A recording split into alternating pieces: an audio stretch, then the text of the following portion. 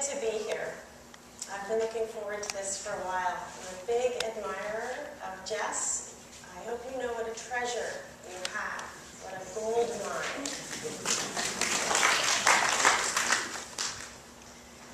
So, opening note, if this sermon sucks, I blame the Olympics. Just saying. So, who are you? Who are you? Where do you come from? And where are you going? How has the journey been so far? Easy or difficult? What is your story? Do you wish parts of your life had gone differently?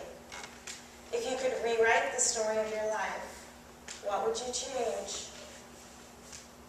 Here's some of my story.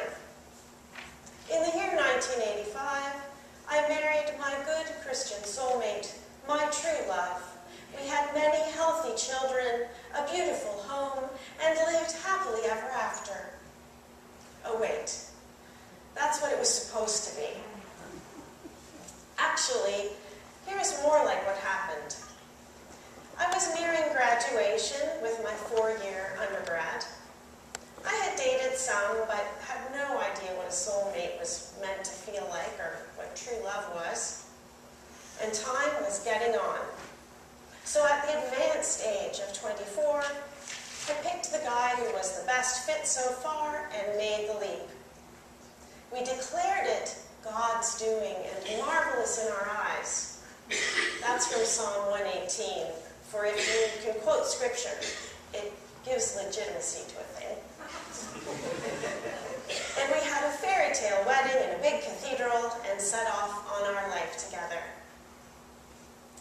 Anyway, according to the script that I was raised on, my job was to become a wife and start cranking out Christian babies. So that's what I was going to do.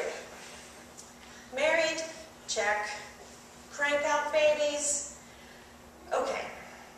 Going in, I thought 14 was a nice round number for children.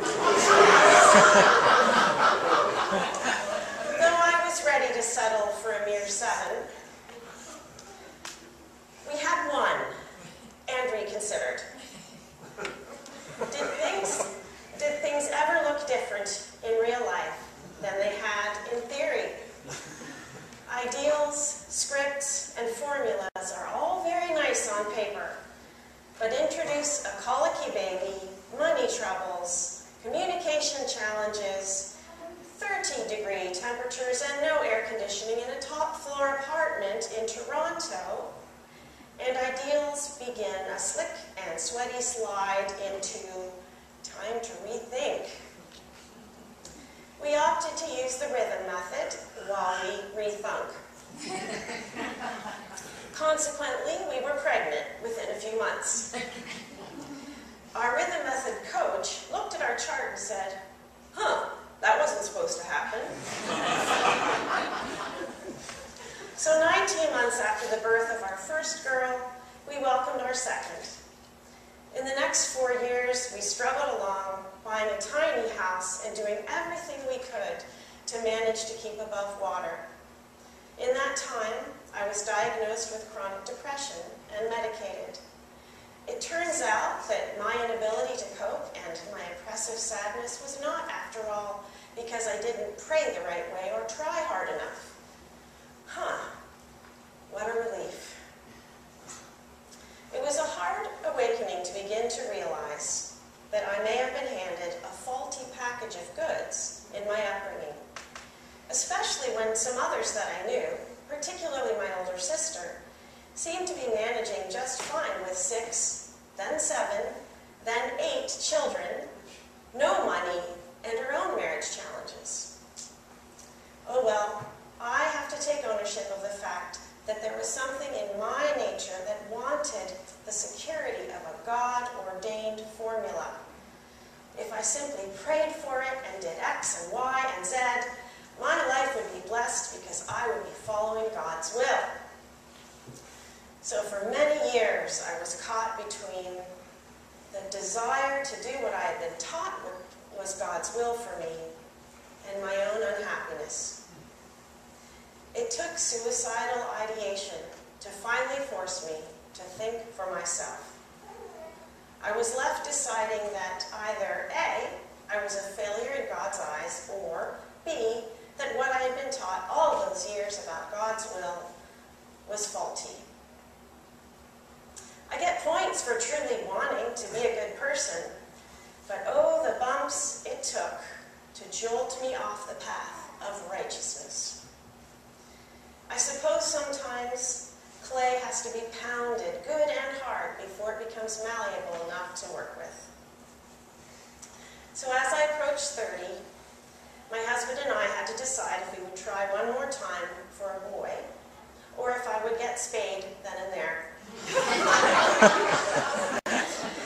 We opted to try one more time, and indeed got a boy. A very unique boy. A boy who has taught us worlds, brought us much joy, and led us into the complex and challenging world of autism. Gifted, magical, and very, very different, he was nowhere in my already seriously altered script. But he was a gift. We struggled on, finally getting a pretty cool house with a big yard in Kitchener, and the proverbial dog and 2 cats. It was summer after 9/11 when my husband lost his job and could not find another. When we were burning through our meager savings and finally had to sell our dream house, the house we had been going to retire in, I finally threw out my script altogether. It was high time to face the life that I had as opposed to the life I was supposed to have had. A word about approaching life with a script. Having a script of how my life would go if I just did God's will gave me a real feeling of safety. There wasn't a lot of fear in me when I stepped into adult life because I was so certain I was doing what God had planned for me to do. What did I have to fear? I was going to follow God's plan perfectly, and all would be well. It took quite a while before my iron determination to do that cracked. Reality had a Chinese water torture persistence about it, and my iron will leaked, split, and finally gave way like the proverbial Dutch dike. So what I'm here to talk about this morning is the power of the stories we tell. We live in story. We grow up on stories, are taught by fable and story, and when we are together, a great deal of what we do together is share our stories. Wisdom and morality teaching through story and parable is found in every culture, all the way back to the beginning of time. It is as if we humans are hardwired to learn best through metaphor and myth, analogy and fable, and the boy who cried wolf. Our stories teach us and shape us. One example can be found in the Christian Bible, and with many such parables he spoke the word to them as they were able to hear it, but without a parable he did not speak to them.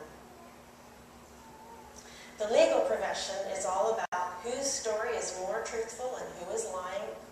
Politics are all about spinning the story and whose spin will trump the others.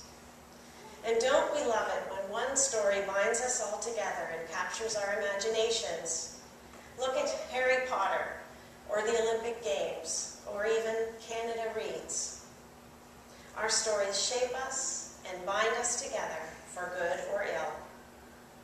And that's where I'm headed with all this. Our stories have power over us, but we can have power over them in turn. I was raised on the story that God said that my best purpose in life was marriage and childbearing. I had to reach a place where I was ready to throw out that story before I could be open to anything different. My new story is that God has quite the sense of humor.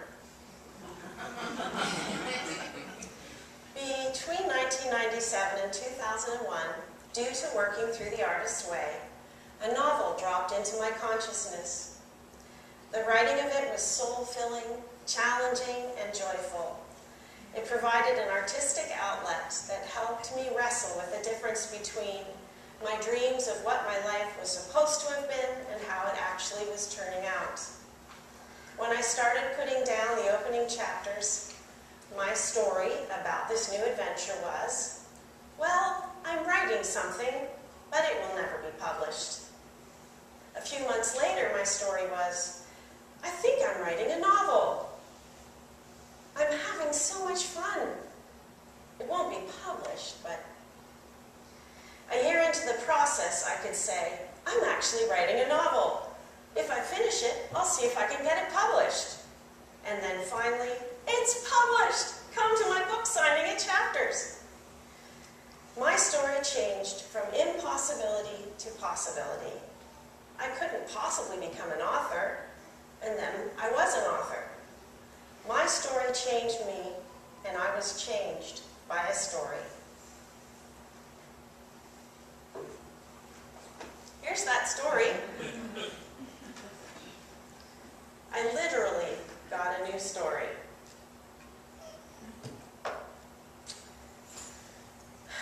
Okay, enough wordplay. Some of you may have heard of the therapeutic practice of telling our life story in different ways. Telling your story, tell your story through the eyes of your dog. Tell it as a Greek tragedy. Tell it as a comedy. Tell it as an action-adventure movie. It's a process that can be quite eye-opening and freeing. It was healing when my husband and I looked at each other and could change our story with mutual forgiveness. No longer did we even need to fake being soulmates, whatever that is, nor made by God for each other. When we could admit that we each had been scared shitless at the prospect of facing adulthood alone, when we could both admit that we each grabbed hold of the nearest willing partner that looked good enough, it suddenly wasn't so painful that we had had such a struggle making things work. It even got kind of funny. The more I could let go of how my life was supposed to be, the more I could show up for how my life actually was. And how my life actually wasn't all that bad. It was pretty normal. I found healing and freedom through the practice of playing around with my story, though at first it was hard. I was pretty attached to my old stories. First to my true love story, and after that to my I was sold a crappy bill of goods and now I'm miserable story. On my best days now, I'm in acceptance of all that has happened, and even think a bunch of it is rather funny. My ex and I were smart enough to call it quits a few years ago, and that was a good thing, for example, not a tragedy. The stories we tell ourselves have power over us until we have the courage to test them. We humans seem especially prone to stories of hopelessness and doom.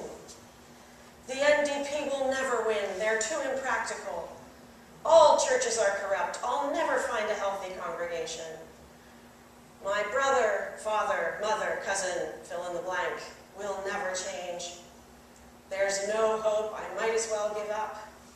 I'm too old to become an actress or play the guitar or try yoga or take ballroom dancing or fill in the blank. So tell me, what is your story? Did you approach life with a script too? How has your life changed you? Do you have stories that trap you or stories that free you? Perhaps some of each. On this planet, we are people of the story.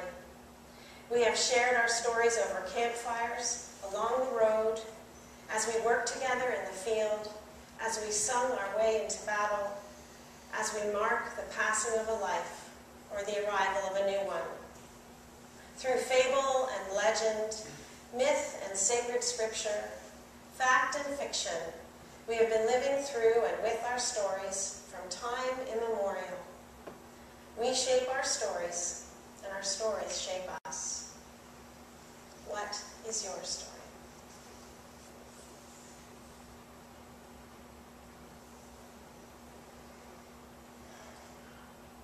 And now, I would like to have a time of processing these thoughts.